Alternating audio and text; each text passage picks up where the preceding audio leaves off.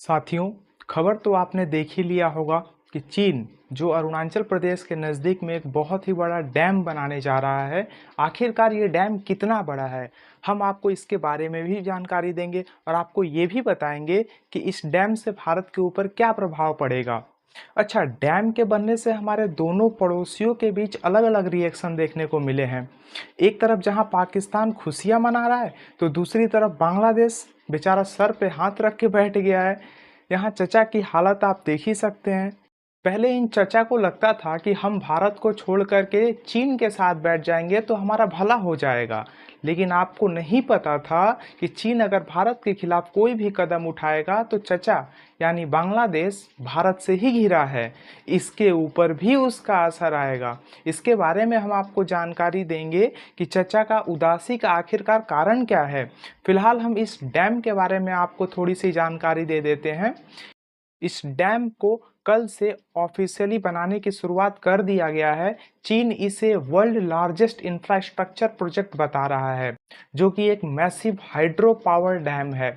ये ब्रह्मपुत्र नदी के ऊपर बनाया जा रहा है। ब्रह्मपुत्र नदी जब अरुणाचल प्रदेश में एंटर करने ही वाली होती है, तब वहां पर एक शार्प यू टर्न लेती है। ठीक वहीं पर इस डैम को बनाया जा रहा है। हम इसे आपको मैप में भी दिखाएंगे। चीन का कहना है कि यह लगभग 1.2 ट्रिलियन युआन यानी कि लगभग 168 बिलियन यूएस डॉलर का इन्वेस्टमेंट है। जब इस डैम का कार्य पूरा हो जाएगा, तब यह इतनी बिजली पैदा कर सकेगा कि लगभग 30 करोड़ लोगों को इलेक्ट्रिसिटी सप्लाई किया जा सकेगा।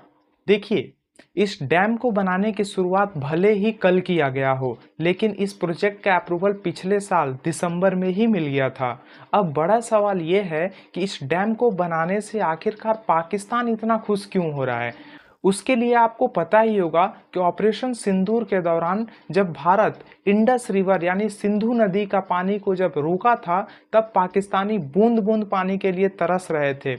उन्होंने उस टाइम पर धमकी भी दिया था कि हम चीन से कहकर ब्रह्मपुत्र नदी के पानी को रुकवा देंगे और भारत को जैसे को तैसा वाला सबक सिखाएंगे। उस समय चीन का कोई जवाब इस मुद्दे पर नहीं आया था, लेकिन जब पाकिस्तानियों ने इस खबर को सुना कि उनके अब्बा यानी चीन अरुणाचल प्रदेश के नज़दीक ब्रह्मपुत्र नदी पर डैम बनाकर भारत के पानी को रोकने वाला है, तब से पाकिस्तानियों के अंदर एक खुशी की लहर दौड़ पड़ी है। शायद इन पाकिस्तानियों को नहीं पता। वैसे आपकी जानकारी के लिए भी बता दूं कि ब्रह्मपुत्र नदी चीन के तिब्बत में बहुत कम पानी के साथ बहती है। उसका मैसिव वाटर फ्लो हमारे नॉर्थ ईस्ट स्टेट में ही होता है, क्योंकि यहाँ वर्षा ऋतु में यहाँ पर बहुत ज़्यादा बरसात होती है और यहाँ पर बहुत सारी नदियाँ भी आकर ब्रह्मपुत्र नदी में मिल जाती हैं, जिससे ब्रह्मपुत्र नदी का पानी बहुत ही ज़्यादा हो जाता है। तो इससे एक बात तो क्लियर हो गया, भारत को इस डैम के बनने से पानी की कोई कमी तो नहीं होने वाली है। लेकिन फिर सवाल ये होता है कि जब पानी की कोई कमी नहीं होने वाली है, तो आखिरकार चिंता किस बात की है भाई। चिंता इस बात की है कि जैसा कि अरुणाचल प्रदेश के सीएम ने भी कहा है कि ये जो डैम बन रहा है, इस डैम का उपयोग चीन आने वाले समय में भारत के साथ जब एलएसी पर उसका कोई भी टेंशन होगा, तो इसे एक वाटर बम की तरह यूज करेगा। वहाँ के सीएम ने इसे वाटर बम क्यों कहा है, अब आपको समझाते हैं। देखिए, जैसा कि हम पहले से ही आपको बताए हैं कि नॉर्थ ईस्ट स्टेट में बहुत ज़्यादा बारिश होती है, जिससे ब्रह्मपुत्र नदी बहुत ही ज़्यादा पानी इकट्ठा हो जाता है। ऐसे में अगर चीन अपने डैम का पानी अचानक से खोल दे, तो भारत के नॉर्थ ईस्ट स्टेट में भयानक तबाही आ सकती है, बाढ़ का माहौल हो सकता है, वहाँ के लोगों की संपत्ति का नुकसान हो सकता है। खास करके वहाँ के जो आदिवासी या फिर जंगल में रहने वाली जो ट्राइब्स हैं, वो सबसे ज़्यादा इस पानी के बहाव से प्रभावित होंगे। अच्छा, इस बात का डर क्यों है? क्योंकि चीन के साथ कोई भी इंटरनेशनल वाटर ट्रीटी नहीं है। जैसा कि आप देखते होंगे कि भारत और बांग्लादेश के बीच में गंगा नदी के पानी को लेकर एक ट्रीटी है कि भारत इतना पानी अपने पास रखेगा और इतना पानी बांग्लादेश को देगा। ठीक वैसे जैसे कि पाकिस्तान के साथ सिंधु नदी के पानी को लेकर समझौता हुआ है कि पाकिस्तान 80% पानी का यूज करेगा और इंडिया जो है वो 20% पानी का यूज करेगा। इस तरह का कोई भी समझौता चीन के साथ नहीं है। तो डर इस बात का है कि युद्ध के समय जब कभी भी सीमा पर तनाव होगा, तब चीन इसे वाटर बम की तरह यूज करेगा और अपने डैम का पानी अचानक से खोलकर नॉर्थ ईस्ट स्टेट में बाढ़ लाकर भारत में तबाही ला सकता है। दूसरी समस्या इस बात से है कि चीन अगर युद्ध के समय ऐसी हरकतें ना भी करे तो तिब्बत का जो एरिया है वो एक टेक्टोनिक प्लेट बाउंड्रीज के रूप में देखा जाता है।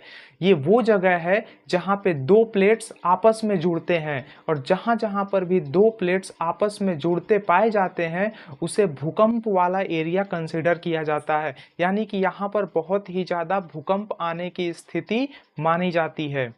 ऐसे में जहां ये बांध बन रहा है वहां पे दो टेक्टोनिक प्लेट्स का मिलन होना यह लगभग हर समय भूकंप के आने की संभावना को दर्शाता है। ऐसे में भविष्य में बहुत ही ज्यादा अगर कभी खतरनाक भूकंप आता है और डैम को किसी भी तरीके का नुकसान होता है तो उसके पानी के बहाव भारत के नॉर्थ ईस्ट स्टेट को तबाह करने के लिए काफी होगा। अच्छा, यह चिंता सिर्फ और सिर्फ भारत के लिए नहीं है बल्कि बांग्लादेश के लिए भी ये समस्या है, क्योंकि ब्रह्मपुत्र नदी कैलाश मानसरोवर से निकलकर तिब्बत होते हुए अरुणाचल के रास्ते असम में आती है और असम से फिर बांग्लादेश में चली जाती है जहां पर ये जमुना के नाम से बहती है। इसीलिए ये समस्या बांग्लादेश को भी है। अगर कभी चीन भारत को नुकसान पहुंचाने के लिए इस पानी का यूज करता है तो इसके चपेट में बांग्लादेश भी आएगा, क्योंकि पानी बहते बहते अल्टीमेटली बांग्लादेश को भी बहा देगा। चचा को शायद ये बात नहीं पता था कि जिस डाली पे बैठते हैं उस डाली को नहीं काटा जाता। बांग्लादेश भारत से घिरा हुआ है और दुश्मनी भारत से ही करने की सोच रहे हैं। चचा गए तो थे चीन के साथ दोस्ती करने के लिए, लेकिन आते आते भारत के साथ साथ अपने लिए भी खतरा मोल लाए। अच्छा, अब इसका उपाय क्या है? तो देखिए, भारत भी अगर अपने नॉर्थ ईस्ट स्टेट में इंफ्रास्ट्रक्चर का डेवलपमेंट करता है और इस तरह का भारत भी अगर डैम बनाता है तो पानी के बहाव को रोका जा सकता है। और कभी चीन अगर इस पानी का उपयोग भारत को नुकसान पहुंचाने के लिए करता भी है तो अगर हमारे पास डैम रहेंगे तो हम उस पानी को स्टोर कर लेंगे और उसे पानी को अपने हिसाब से निकालेंगे। हमारे पास भरपूर समय होगा अपने लोगों को चेतावनी देने के लिए कि नदी के आसपास के सभी लोग नदी से दूरी बना लें, पानी का बहाव बढ़ने वाला है, लोग सुरक्षित हो सकेंगे। आने वाले समय में सिर्फ गोली बंदूक से ही युद्ध नहीं किया जाएगा बल्कि इस तरीके के वॉरफेयर टैक्टिक्स को भी अपनाया जाएगा। भारत को भी समझना होगा कि इस तरह के वॉरफेयर की तैयारी करनी होगी। आज के लिए इतनी ही जानकारी है, बाकी आपसे अगली वीडियो में मिलते हैं, तब तक के लिए धन्यवाद।